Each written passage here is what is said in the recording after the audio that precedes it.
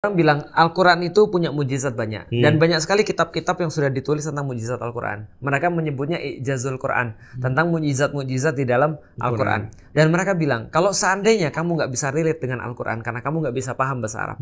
Kamu nggak bisa relate dengan Al-Quran karena kamu nggak ngerti balaghah dalam bahasa Arab. Kamu nggak ngerti syair juga. Dan kamu nggak bisa respect karena Al-Quran itu lebih daripada syair. Karena kamu nggak ngerti apa-apa. Dia bilang, tapi minimal ada sesuatu yang bisa respect oleh semua orang ketika baca Quran, yaitu bagaimana Al-Quran bisa memberikan pengaruh terhadap mereka.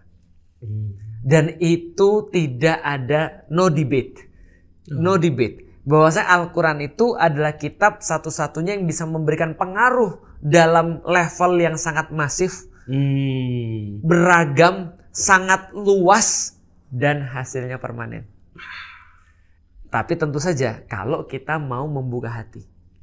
Makanya Al-Quran dikatakan liung ziroman kana hayyan di dalam surat Yasin adalah pengingat bagi hati-hati yang masih hidup.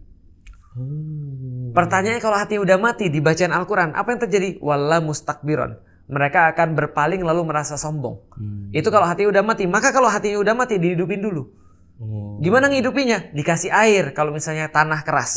Dan hati diibaratkan dengan tanah. Dan tebak, air itu apa? Sesuatu yang turun dari atas ke bawah, dari langit turun ke bawah, dan apalagi yang turun dari langit ke bawah, Al-Quran juga untuk melembutkan hati. Jadi kalau seandainya ya, kalau kita belum bisa tersentuh dengan Al-Quran, dengerin aja dulu. Udah, kamu gak usah banyak protes, dengerin aja dulu, nanti hatimu udah lembut, kamu bisa ngambil pelajaran. Berarti ini kan pertanyaanku tadi. Emang efektif ya orang-orang yang dengerin Quran di jalan? Tau gak sih kayak ada sosial eksperimen? Kan dia nggak paham juga. Ternyata bisa ya orang tersentuh walaupun nggak ngerti artinya tadi. Tanah ada banyak. Ada tanah keras, ada tanah yang gembur, yang langsung kemudian dikasih air langsung masuk ke bawah. Ada tanah keras, ada tanah bablas. Ada bahkan kemudian tanah yang cuma ngalir doang. Nah, maka Allah katakan di dalam manusia itu ada beda-beda hati manusia, seperti tanah katanya Rasulullah, bukan kata Allah, kata Rasulullah. Maka hati orang mukmin itu ketika datang air dari atas ke bawah, dia nyerap menumbuhkan yang ada di dalamnya.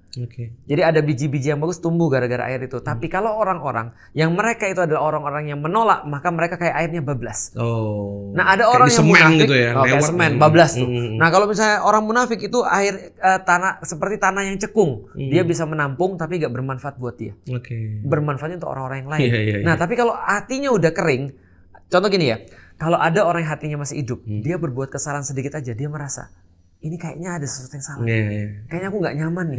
Tapi kalau hatinya udah keras, gitu kan ya, mau dia bermaksiat kayak apa aja, biasa. Kalau contoh ya, kalau antum lagi soleh-solehnya, antum makan ini halal atau haram? Tapi kalau antum lagi nggak soleh, nggak usah ditanya lah.